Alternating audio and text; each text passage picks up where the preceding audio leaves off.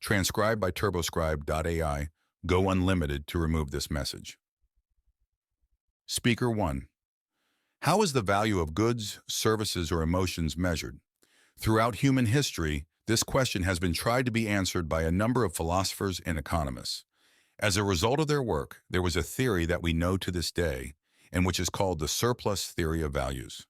Its popularizer was Karl Marx.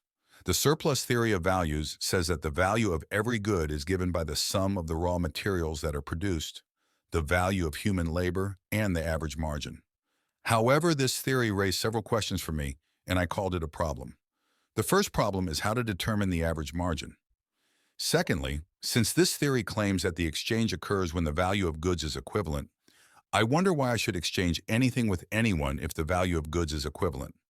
And thirdly, it is quite difficult to explain why the value of a good, or rather the price of a good, the price of the numerical expression of a value, why the price of a good changes, despite the fact that the good does not change its value of raw materials and human labor.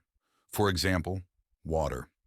If I am willing to pay €3 for a cube of clean water, and if the water company sells it to me for €100, I protest. Why am I willing to pay a liter of clean water for a whole property if I am on a desert and die of starvation? All these problems or questions were very elegantly solved by Carl Menger at the beginning of the 19th century by a theory that he called the subjective theory of values, or the theory of subjective value. You can hear it this way too. He claims that the value of a property is not its inherent property, that is, it is not in itself, but the value of each property, or the value of each property, is determined by a person who uses it to fulfill his preferences. This simple definition actually corresponds to all the problems I mentioned earlier. In other words, there is no point in talking about the market. We pay such an amount, and we evaluate the property we buy according to its value. There is no point in talking about the market at all. We are not interested because this price is not able or willing to pay for this property. Secondly, he came up with a way of why someone should exchange properties if they have an equivalent value.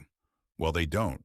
People probably exchange properties because everyone has a higher value for the exchange of properties than the one they provide, which is also a miracle of the market, that in any voluntary exchange, both parties are in profit. And thirdly, it is very easy to answer the question why water in Slovakia costs €3 a cube, and we would be willing to pay the whole property for it in the desert because we prefer to survive in the desert.